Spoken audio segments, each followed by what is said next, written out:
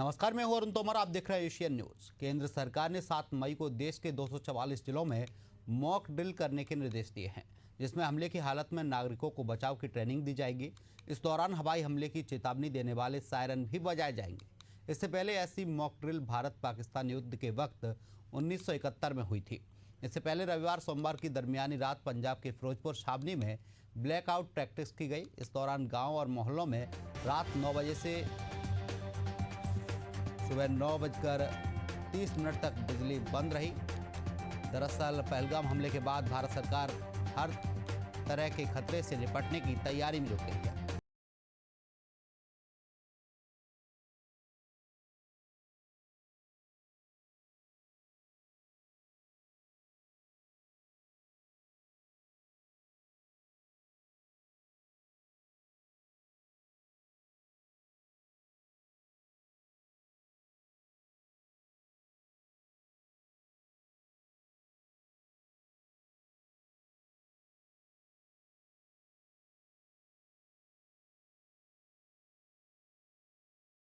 जानकारी के लिए हमारे साथ सहयोगी संवाददाता इम्तियाज अंसारी लाइव जुड़े हुए। इम्तियाज, देखा जाए देश को खतरे से निपटने के लिए मॉक ड्रिल का आयोजन किया जा रहा है, कितने शहरों में मॉक ड्रिल होगा, इससे क्या फायदे होने वाले हैं?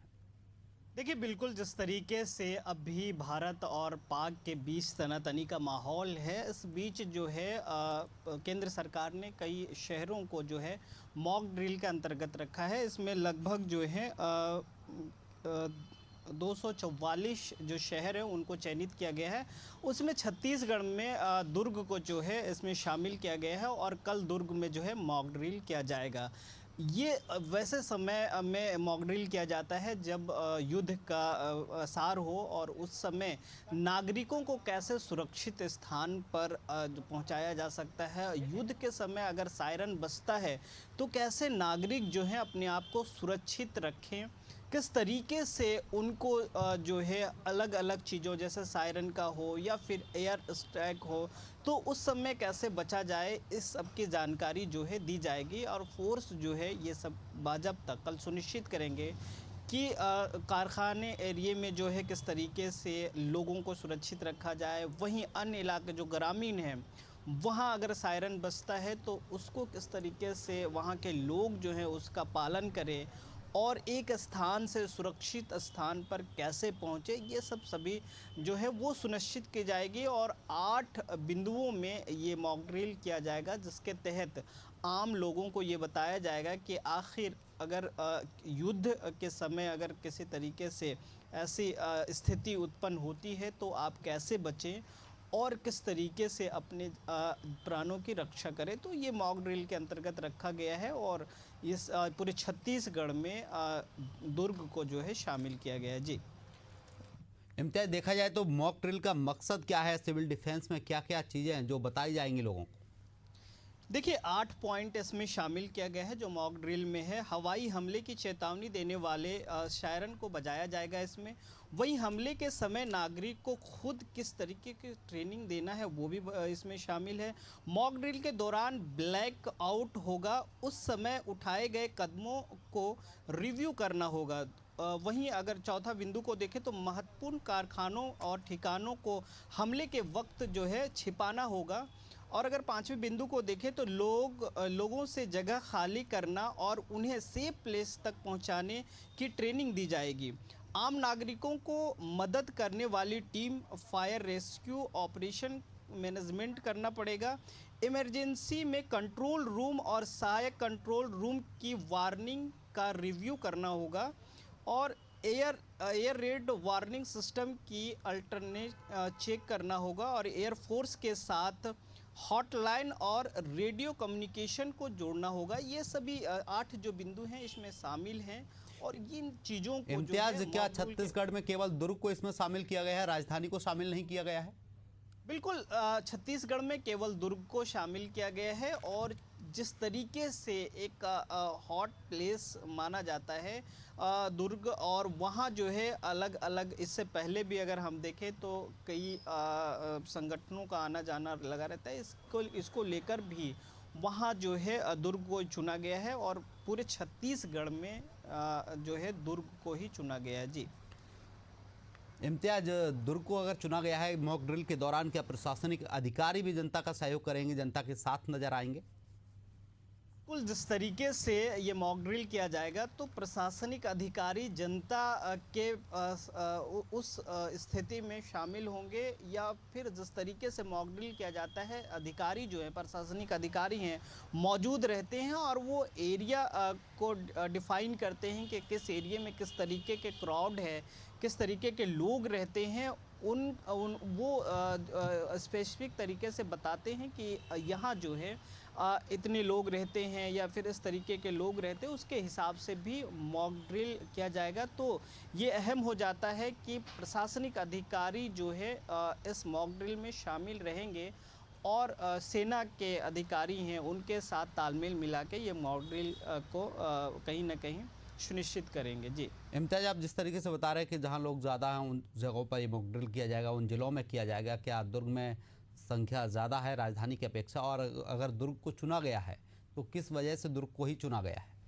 देखिए, भिलाई और दुर्ग जो है औद्योगिक क्षेत्र माना जाता है और औद्योगिक क्षेत्र माने जाने के बाद केंद्र सरकार ने खास करके दुर्ग को ही क्यों चुना, इस पे भी सोचने वाली विषय है, क्योंकि रायपुर भी है, भिलाई भी है और अन्य शहर हैं, उनके बिना पे दुर्ग को चुना गया है। तो कहीं ना कहीं एक सेंसिटिव एरिया भी माना जाता है, ज़िला भी माना जाता है, जिसके कारण केंद्र सरकार ने दुर्ग को चुना है। अब देखने वाली बात ये होगी कि किस तरीके से मॉक ड्रिल होता है और लोगों को इसका फ़ायदा होता है। जी इम्तियाज, का क्या दुर्ग के लोगों को पता है कि मॉक ड्रिल के लिए उनके ज़िले को चुना गया है? किस तरीके से क्या वो तैयार हैं इस मॉक ड्रिल के लिए? देखिए, बिल्कुल अभी जो है पूरे देश भर में मॉक ड्रिल हो रहा है और वहाँ के प्रशासनिक अधिकारियों को ये बताया गया है और प्रशासनिक अधिकारी जो हैं वो लोगों को ये सूचना दे चुके हैं कि मॉक ड्रिल होगा और मॉक ड्रिल के लिए सभी को शामिल होना होगा। जिन जिन इलाकों में मॉक ड्रिल होना है वहाँ के लोगों को ये सूचना दे दी गई है कि इसमें आपको भाग लेना है और इसमें सभी को जो है सीखना है कि आखिर मॉक ड्रिल में क्या करना है, आपको किस तरीके से अगर एयर टेक होती है या फिर घटना ऐसे बनती है तो किस तरीके से आपको बचना है। और मॉक ड्रिल में जिस तरीके से सिखाया जाएगा उनको सीखने के लिए उनको तैयार किया जा रहा है। जी इम्तियाज, मॉक ड्रिल का समय भी निर्धारित किया गया है, कितने बजे से मॉक ड्रिल शुरू होगी और कितने बजे तक ये चलेगी? देखिए, जिस तरीके से पूरे देश भर में मॉक ड्रिल होना है और ख़ास करके दुर्ग की बात करें तो इसके लिए समय निर्धारित भी किया जा चुका है। सुबह से लेकर दोपहर तक ये मॉक ड्रिल किया जाएगा और अलग अलग जगहों पर अलग अलग समय निर्धारित किया गया है। वहाँ के लोग जो है उस समय मौजूद रहेंगे और इस मॉक ड्रिल में शामिल होंगे। जी इम्तियाज, क्या जनप्रतिनिधि भी वहाँ पहुँचेंगे मॉक ड्रिल के दौरान? देखिए, बिल्कुल जिस तरीके से इसमें आम जनता शामिल हो रहे हैं उसी तरीके से जनप्रतिनिधियों का भी शामिल होना है इसमें, क्योंकि जब घटना होती है, जब एयर स्ट्राइक होता है या जब आतंकी हमला होता है तो उस समय ये नहीं देखा जाता है कि उस समय कौन है, किस तरीके से है। और जिस इलाके में मॉक ड्रिल होना है वहाँ भी ज़्यादातर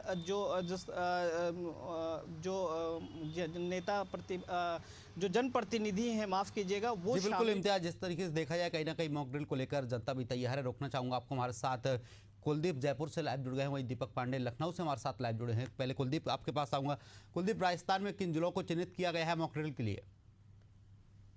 देखिए, कल तकरीबन 4 बजे के आसपास 18 जिलों को मॉक ड्रिल के लिए चयनित किया गया था, जहां पर सबसे बड़ा असर राजधानी जयपुर में रहेगा, क्योंकि खास बात यह है कि जयपुर में एक बड़ा इंटरनेशनल एयरपोर्ट है और एयरपोर्ट को, क्योंकि हमने देखा कि कारगिल का युद्ध हो या उससे पहले के 71 या 65 की युद्ध हो, तमाम चीजों पर सरकारों की और तमाम चीजों पर निगरानी रहती थी, क्योंकि एयरपोर्ट को पहले आतंकवादी या फिर दुश्मन देश निशाना बनाते थे। उस दौरान अब जयपुर की घनी आबादी और जयपुर के एयरपोर्ट के साथ साथ उन तमाम क्षेत्रों को चिन्हित किया गया है जहां पर मॉक ड्रिल की जाएगी। हालांकि 4 बजे जब सायरन बजेगा उस बात को सुनिश्चित किया जाएगा कि जब एकदम से शटडाउन होगा, दफ्तरों से लाइट चली जाएगी, और लोग बाहर निकलेंगे। इन तमाम मुहिम को देखते हुए सरकार की कोशिश है कि अपने टेलीविजन और रेडियो पर जो मैसेज मिल रहा है उस पर ध्यान दे, ना कि अफवाहों पर, क्योंकि अक्सर देखने को मिलता है जब इस तरह की बातचीत होती है, इस तरह के मॉक ड्रिल्स होते हैं, तो कई लोग अभी तक इस बात से अनभिज्ञ हैं कि आखिरकार मॉक ड्रिल किस पर्पज से हो रही है।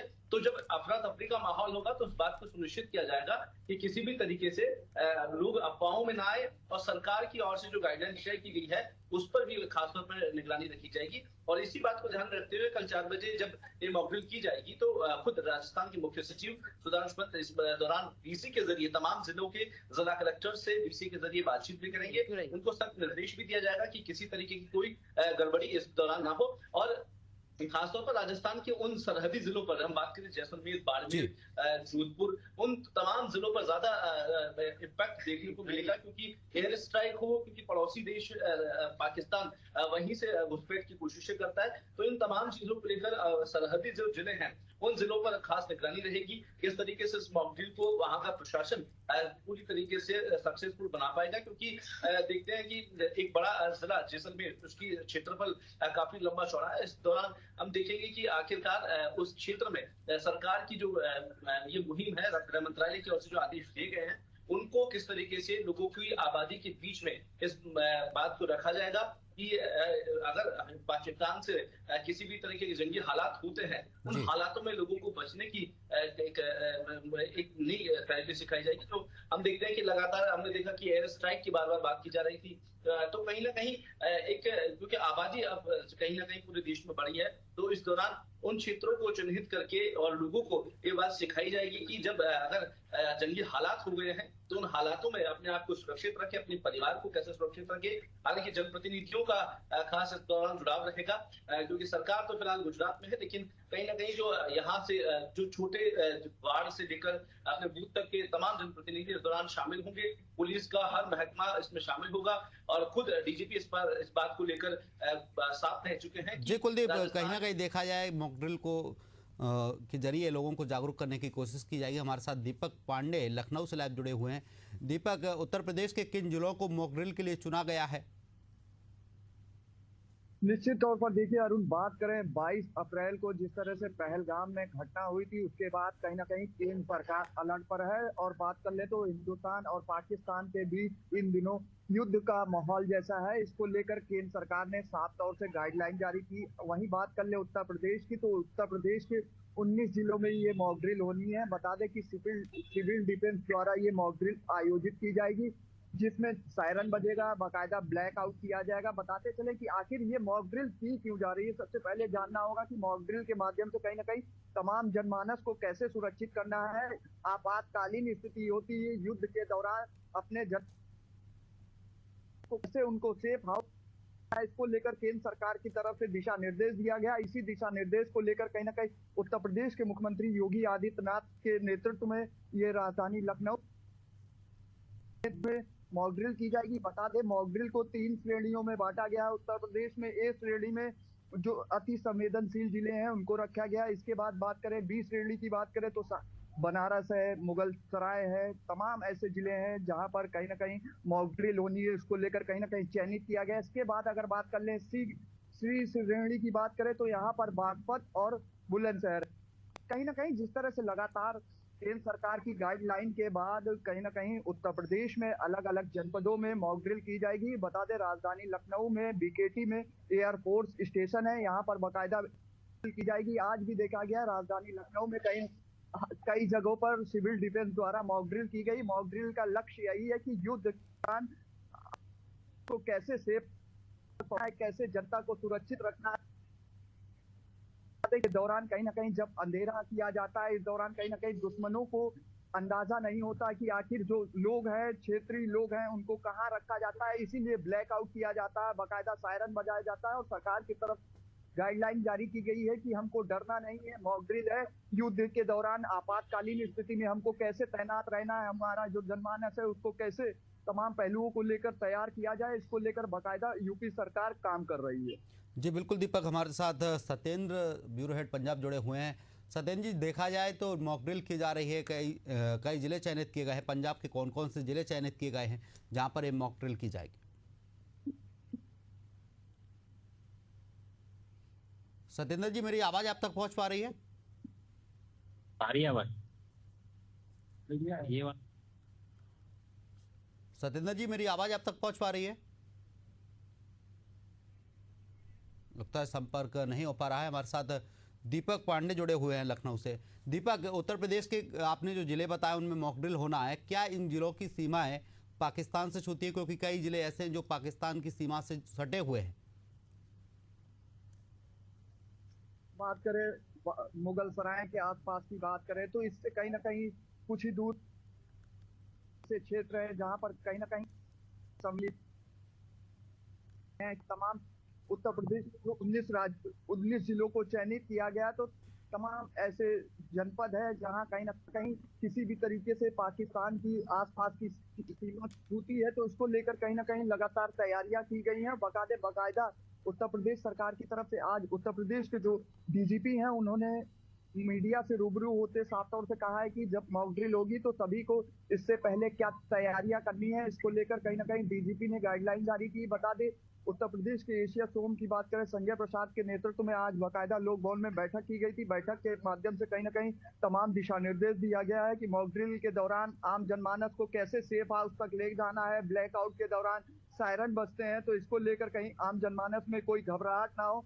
तमाम पहलुओं को लेकर कहीं ना कहीं केंद्र सरकार और उत्तर प्रदेश सरकार की तरफ से दोनों तरफ से कहीं ना कहीं गाइडलाइन जारी की गई। फिलहाल कल जब मॉक ड्रिल होगा राजधानी लखनऊ के एयरफोर्स स्टेशन समेत अलग अलग जिलों में, तो देखने वाली बात ये होगी कि जिस तरह से तैयारियां हैं, तैयारियों के तहत ही मॉक ड्रिल आयोजित की जाएगी। जी बिल्कुल दीपक, कुलदीप के पास जाएंगे। जयपुर से हमारे साथ कुलदीप लाइव जुड़े हुए हैं। कुलदीप, देखा जाए राजस्थान के कई जिले हैं जो पाकिस्तान से सटे हुए हैं। पिछले जो युद्ध हुए थे वो सीमा, निकटवर्ती सीमा के क्षेत्र हैं, उनकी क्या स्थिति रहेगी?